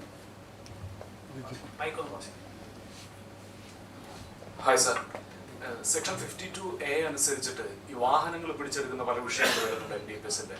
ഇപ്പോൾ സപ്പോസ് ഇത് യഥാർത്ഥ അക്യൂസ്ഡ് അല്ലാതെ ഇവരുടെ ഒരു ട്രാൻസ്പോർട്ട് വെഹിക്കിളായിട്ട് ടാക്സി ഡ്രൈവർമാർ ഉൾപ്പെടെയുള്ളവരുടെ അത്തരം വാഹനങ്ങൾ മുൻപ് 2 വർഷം മുൻപാണെങ്കിൽ 451 പെറ്റീഷൻ, ഇപ്പോഴത്തെ പൊസിഷനിൽ ഞങ്ങൾ യങ്സ്റ്റേഴ്സിന് കിട്ടുന്ന കാലത്തിൽ പോലും ഇത് കാറ്റും മഴയും കൊണ്ട് കിടക്കുകയാണ്.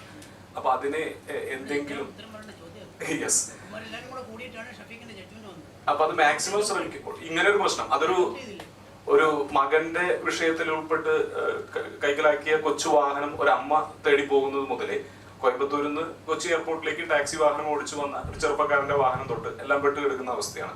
ഇതിനെ ക്രാക്ക് ചെയ്യാവുന്ന എന്തെങ്കിലും ഒരു പ്രാക്ടിക്കൽ ഐഡിയാസ് ആണ്? ഹേമ മാഡത്തിനൊരു ജഡ്ജ്മെന്റ് ഉണ്ട്, ഇവിടെ അൺറിപ്പോർട്ടഡ് അത്. രാമപിള്ള സാറാണ് അതിനകത്ത് പ്രസിഡന്റ് 28 കിലോ ഇവിടെ തേവരെന്ന് വിളിച്ചാൽ ഹേമ മാഡം അക്യൂറ്റ് ചെയ്ത കേസ്. അതിനകത്ത് ഞാൻ പറയാതിരിക്കുന്നതിനകത്ത് എങ്ങനെ അറിയാൻ ടിക്കുന്നതാണ് എടുത്ത് ആനിമസ് പ്രസിഡന്റ് അതിലേ ചോദിച്ചു വരുന്നത് ജഡ്ജ്മെന്റ് ഉണ്ട്. അതിന് ഹേമ മാഡം ഇതിനെ പോലെ ഒരു പെണ്ണിനെ അങ്ങനെ എഴുതാൻ പറ്റും. കാരണം സാധാരണക്കാരും ധൈര്യം വേണം അതിന് എഴുതാനായിട്ട് ജഡ്ജ്മെന്റ്. ഡ്രഗ് ഡിസ്പോസൽ കമ്മിറ്റി എന്ന് പറഞ്ഞ സാധനമില്ല തിരുവനന്തപുരത്ത് പോലീസ് കമ്മീഷനാണ് ഡ്രഗ് അങ്ങനെ ഒരു സാധനം പോലീസ് കമ്മീഷൻ ഓഫീസിൽ ഇല്ല. അവിടെ ചുമ്മാ വാഹനങ്ങൾ അവർ ഒരു പണിയും ചെയ്തില്ല, ചുമ്മാ കിടക്കട്ട. മറ്റേത് മജിസ്ട്രേറ്റുമാർ നന്നായിട്ട് അത് ചെയ്തുകൊണ്ടിരുന്ന ഈ ജുറിസ്ഡിക്ഷൻ ഒരു കാര്യമില്ലാണ്ട് തന്നെ DDC എന്ന് പറഞ്ഞുകൊണ്ട് കൊടുത്ത്. That is the point is now there is a distrust of the judiciary. ഇതിന്റെ അടിസ്ഥാനം എന്നാണെന്നറിയോ? അടിസ്ഥാനം സകല വൃത്തികേടുകളും അവർ കാണിക്കുക. ഇവന്റെ DA കേസിനകത്ത് ബുക്ക് ചെയ്തിട്ട് ഇവന്റെ എല്ലാം അവിഹിതമായ പ്രോപ്പർട്ടി ഇൻവെസ്റ്റിഗേറ്റ് ചെയ്യണം. I am telling you, you ask him as a prosecutor. He must be coming into grips with several cases. ശരിക്കും ഇത് എന്ത് പവേഴ്സാണ് കൊടുത്തിരിക്കുന്നത്? ഞാൻ പറയുന്നതൊന്നും നല്ലതല്ല, ശരിയാണ്. അടിക്കുന്നവന്മാരെ എനിക്കറിയാം. അത് ഒരു 2 എണ്ണം അടിച്ച് കഴിയുമ്പോൾ 2-3 എണ്ണം ആകുമ്പോഴത്തേക്കും നമ്മുടെ പല്ലൊക്കെ പോകും. I know so many. I have very close contact with several of the addicts. ഇതൊന്നും നല്ലതാണെന്നല്ല ഞാൻ പറയുന്നത്. വേറെ കാര്യമാണ് നമ്മളൊക്കെ അടിക്കാത്തതെന്ന് വെച്ച് കഴിഞ്ഞാൽ നമുക്ക് ഇതിനെപ്പറ്റിയൊക്കെ അറിയാം, അതുകൊണ്ടാണ് നമ്മൾ അടിക്കുന്നത്. ഇപ്പം ഞാൻ എൻ്റെ മോന് 12 ഞാൻ ഇടാ നല്ല പണിയാണ്, ഒരുത്തല്ലേ ഉള്ളൂ. ഞാൻ വേണം തെച്ചടാ നല്ല പണിയാണ്, നല്ലപോലെ വർക്ക് ചെയ്താൽ പൈസ കിട്ടും, നീ വിഷമിക്കുന്നുണ്ട്, നീ LLBക്ക് ജോയിൻ ചെയ്യും, നിനക്ക് നീ എഴുതി കിട്ടിയില്ലെങ്കിലും കുഴപ്പം. അപ്പോൾ ഈ wanted to go for engineering. അപ്പോൾ എൻ്റെ പെണ്ണുപിള്ളോട് അവിടെ എന്ന് പറഞ്ഞ് നീ ശരിയാവില്ല. അപ്പോൾ ഞാൻ എന്ത് ശരിയാവത്തെന്ത് തറയ്ക്കാൻ താമസമില്ലേ, അങ്ങനെയല്ല ശരിയാവില്ല. ഞാൻ ചോദിച്ചാൽ എന്ത് ശരിയാവും, ഞാൻ തേങ്ങ വിളിക്കും. അത് അവൻ നിങ്ങളെ പോലെ ഒരു ഫ്രോഡല്ലല്ലോ.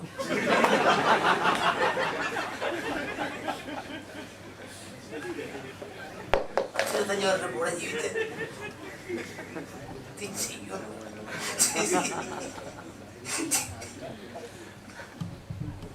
വെറുതെയാണ് ഞാൻ ഇവിടെ വന്ന് കിടക്കണം.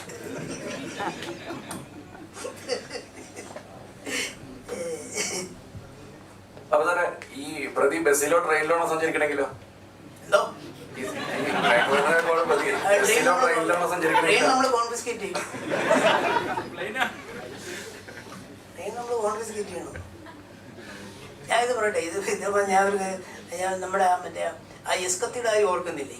അപ്പം ഞാൻ പറയട്ടെ, നമ്മുടെ അങ്ങനെ വരുന്ന വിൻസെൻ്റ് പ്രതി ഉപയോഗിച്ച കത്തിയെ ഞങ്ങൾ കണ്ടെടുത്തിട്ടുണ്ട്. ഒരു എസ് മോഡൽ പോലുള്ളൊരു കത്തിയാണ്. അയാളുടെ മുഖത്തെന്നറിയാം കളത്തിലോട്. എന്നാ വൃത്തിയുടെ ഇതൊക്കെ അല്ലേ ഈ 27 recovery. We are in the 21st century. 27 recovery. Full bench decision of the Allahabad high court was reverse with high court. അറിയത്തില്ല, സുപ്രീം കോർട്ട് റിവേഴ്സ് ചെയ്ത് പോയത്. Full bench decision of the Allahabad high court way back ഒത്തിരി കാലത്ത്. I don't remember the date. Full bench decision of the Allahabad high court on 27. കസ്റ്റഡിയിൽ ഇരുന്നുകൊണ്ട് കൊടുത്ത informative leading to discovery is admissible. മറ്റേ കഴക്കൂട്ടം നാരായണൻ പറഞ്ഞ പോലെ ജെയിംസ് സ്റ്റീവൻ അവസാന കാലത്ത് ചെറിയ ചക്കറുണ്ടായിരുന്നു. അതിലാണ് ഈ 20th വന്നത്. അല്ലേ?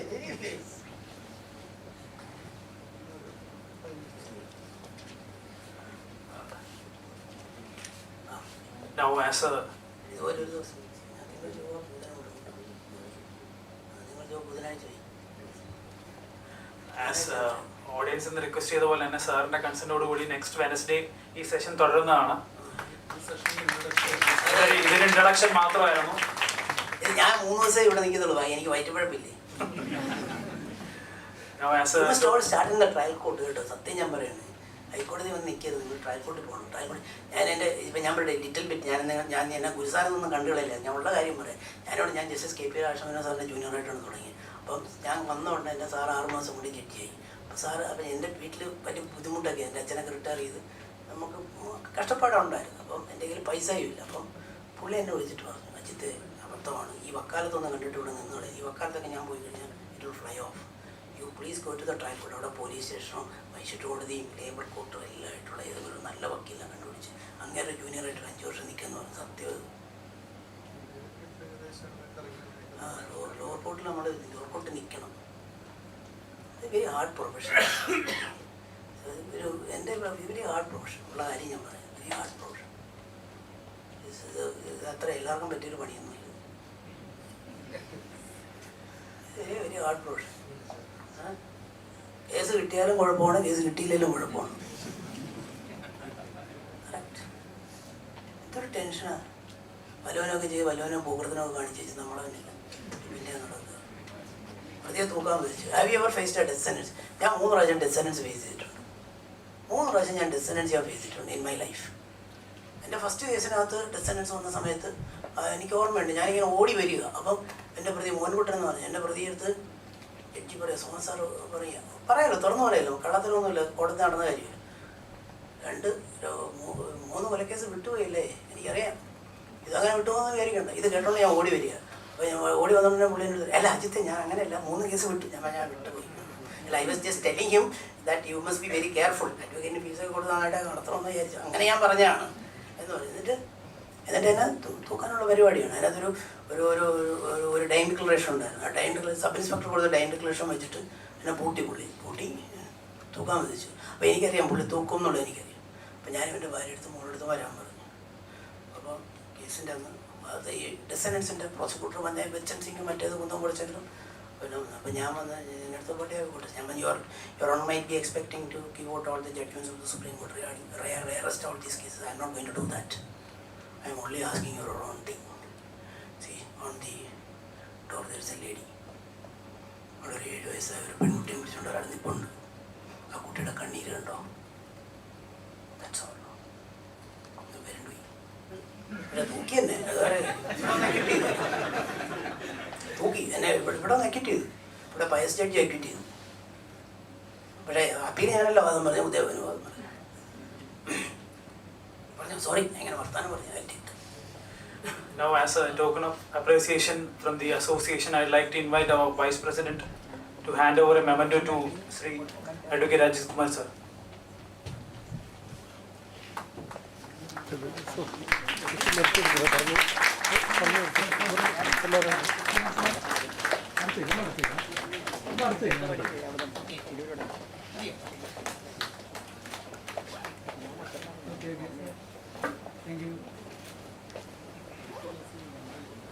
I would like to invite Advocate Diba, Executive Committee member, to propose the vote of thanks.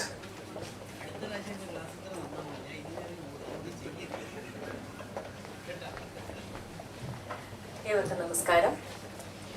ഞാനൊരു ദീർഘമായ നന്ദി പ്രസംഗത്തിലേക്ക് പോകുന്നില്ല.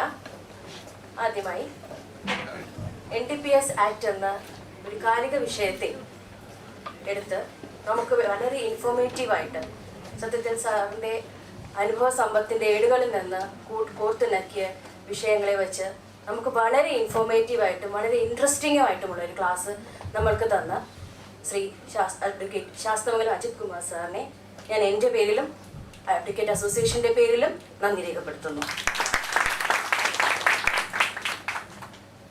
സ്വാഗത പ്രസംഗം ആശംസിച്ച ഞങ്ങളുടെ സെക്രട്ടറി അഡ്വക്കേറ്റ് കെ ആനന്ദിനെ ഞാൻ എൻ്റെ പേരിലും അസോസിയേഷൻ്റെ പേരിലും നന്ദി രേഖപ്പെടുത്തുന്നു. ഞങ്ങളുടെ vice president advocate Santhosh Peter സാറിനെ ഈ അവസരത്തിൽ ഞാൻ എൻ്റെ പേരിലും അഡ്വക്കേറ്റ് അസോസിയേഷൻ്റെ പേരിലും നന്ദി രേഖപ്പെടുത്തുകയാണ്. ഞങ്ങൾ ഈ ഒരു ക്ലാസ്സിന് വേണ്ടി എല്ലാവരും ഒത്തൊരുമിച്ച്, കമ്മിറ്റിയിലെ എല്ലാവരും വളരെ ഒത്തൊരുമിച്ച് വളരെ പ്രയത്നിച്ച് തന്നെയാണ് ഇങ്ങനെ ഒരു ക്ലാസ് കണ്ടക്ട് ചെയ്തത്. അതിന് ഞങ്ങളുടെ ഒപ്പം നിന്ന എല്ലാവർക്കും ഞാൻ എൻ്റെ നന്ദി രേഖപ്പെടുത്തുന്നു. ഈ ഒരു ഷോർട്ട് നോട്ടീസിൽ തന്നെ ഇവിടെ എത്തി ഈ ക്ലാസ് അറ്റൻഡ് ചെയ്ത് എല്ലാവർക്കും ഞാൻ എൻ്റെ പേരിലും അസോസിയേഷൻ്റെ പേരിലും നന്ദി രേഖപ്പെടുത്തുകയാണ്. ക്ലാസ് കഴിഞ്ഞു. Thank you.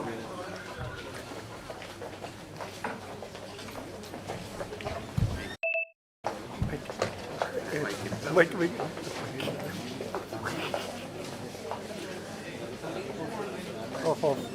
Off.